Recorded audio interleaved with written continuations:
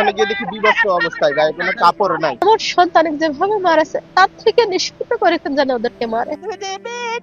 আমি দিন যত যাচ্ছে অপরাধের ধরন যেন ততই বীভৎস হয়ে উঠছে। সমাজের রন্ধ্রে রন্ধ্রে বাসা বাঁধা এই পৈশাচিকতা থামবার কোনো লক্ষণই নেই, বরং পাল্লা দিয়ে বাড়ছে পাশবিক উল্লাস। ধর্ষণ ও হত্যার খবর এখন প্রায় প্রতিদিনের শিরোনাম।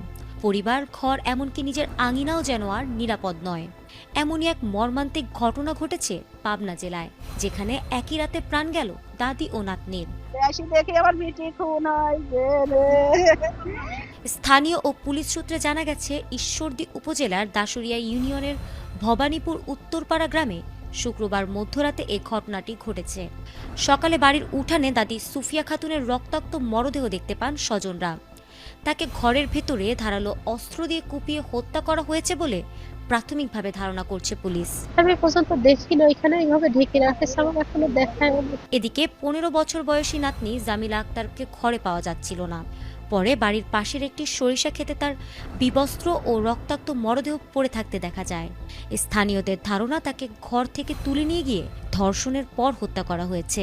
ঘটনাটি এলাকায় তীব্র চাঞ্চল্যের সৃষ্টি করেছে। আমার সন্তান যেভাবে মারাছে তার থেকে নিষ্পৃত করে যেন ওদেরকে মারে। খবর পেয়ে পুলিশ ঘটনাস্থলে গিয়ে দুইজনের মরদেহ উদ্ধার করে।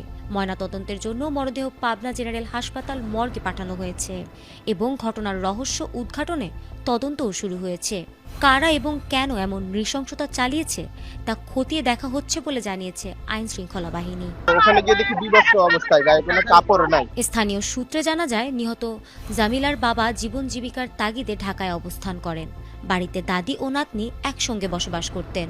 শুক্রবার মধ্যরাতে ওই বাড়ি থেকে হঠাৎ কান্নাকাটির শব্দ শুনে প্রতিবেশীরা এগিয়ে আসেন।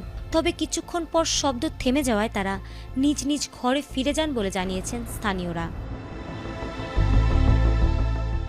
ঈশ্বরদী থানার ভারপ্রাপ্ত কর্মকর্তা ওসি মোহাম্মদ মমিনুজ্জামান জানিয়েছেন, প্রাথমিকভাবে ধারণা করা হচ্ছে মধ্যরাতে দুর্বৃত্তরা নাতনিকে তুলে নিয়ে যেতে চাইলে দাদি বাধা দেন। এতে ক্ষিপ্ত হয়ে তারা বৃদ্ধাকে দেশীয় অস্ত্র দিয়ে কুপিয়ে হত্যা করে। পরে কিশোরীকে পাশের সরিষা খেতে নিয়ে গিয়ে ধর্ষণের পর হত্যা করে ফেলে রেখে যায়। দেশের বিভিন্ন প্রান্তে নারী ও শিশুর ওপর সহিংসতার ঘটনা উদ্বেগজনক হারে বাড়ছে। পৈশাচিক এই জোড়া খুনের ঘটনায় স্তব্ধ পুরো জনপদ। এলাকাবাসীর একটাই দাবি, এই হায়নাদের দ্রুত আইনের আওতায় এনে দৃষ্টান্তমূলক শাস্তির ব্যবস্থা করা হোক, যেন আর কোনো দাদিকে তার নাতনির সম্ভ্রম বাঁচাতে গিয়ে এভাবে জীবন দিতে না হয়।